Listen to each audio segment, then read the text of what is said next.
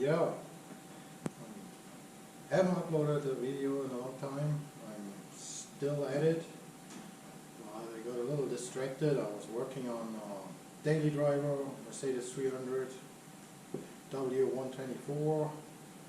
That should have been an easy job with just a head gasket and an oil cooler, and it turned into a little mysterious deal. I'm hoping I can make a video out of it, but maybe I put a clip in that I pulled the head and then put it together what all happened.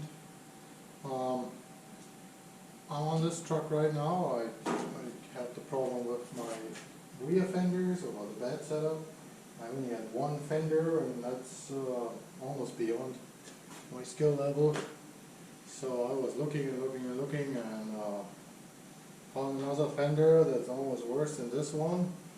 So since I couldn't find anything, I ran for that one, and by the time I'm starting to work on it, for sure I find a whole bed with fenders on Marketplace. So nothing else to do, let's go for it. And I just cut it up, and I think for 42, 41 I got pretty mint fenders for the price. So I will redo this, remove this, put the new scored fenders on. I got the tailgate with it. I mean, that's a complete bed. The bedside on the other bed are not so nice, but yeah, I'm pretty happy.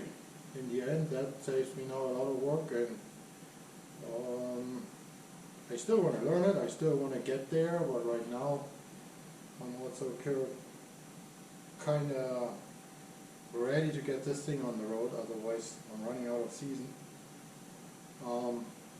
Kind of should have not sold my other truck before I have this one on the road, but it is what it is. So again, I worked a little on the radiator setup. I got the front clip in, tacked basically, and yeah, with that I restart again. Let me show the basics.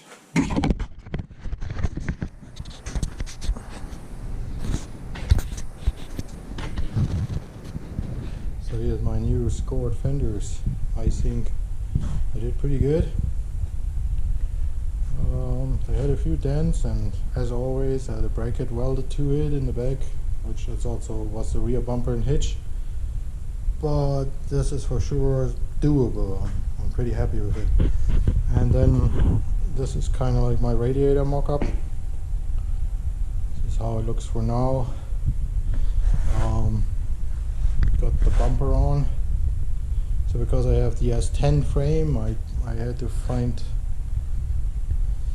the right position where I wanted it, and I wanted it all that you can remove it, because yes, I want to be able to have the front clip completely removed and get everything out, get the engine easy out. So that's kind of like my setup. So now I have to finish the front of the frame, box it, make brackets. So this is only how I wanted it, or to see where it sits. My biggest problem was that normally the whole inlet here has like a shroud that also keeps the shape.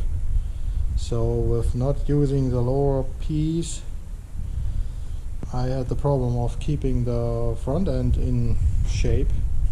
So now I kind of made some brackets. I hope they will show when I take it apart. But yeah, this is where we are. And this is just, that's what I was working, and this was the good fender. The other one is also still outside. So my last little problem is basically running boards, which will be a total new dimension for a long bed. Found some short bed running boards that are I think too good to cut them up. Yeah, figure that out. So that's about it for now. I have to figure out how I do this, because watching YouTube videos is pretty easy, and but once you try to do it yourself, between getting something done and between getting the right camera set up or the right steps filmed, it's not easy. And once you go through your footage, you find out this was all for nothing. So I still have to figure it out. I wonder if I should just take what I do and not care so much about what you can see and just show the progress, or if I should take just clips of some areas I do and go into details. The problem is, it is a lot of work. I have a lot of respect for people that have a running YouTube channel and have figured it out. For me right now, yes, this is extra time, extra thinking about setting up. What do you want to film? How does it look? So I'm still, there's a lot to figure out. Still, I want to kind of document the progress on this truck, so I keep doing it. Like I said, I got distracted by setting up a daily driver, which turned into a little of a nightmare. I'm also working on my ambulance. I'm kind of thinking if I should document that too, because I'm converting my ambulance to sort of a camper for car shows and swap meets.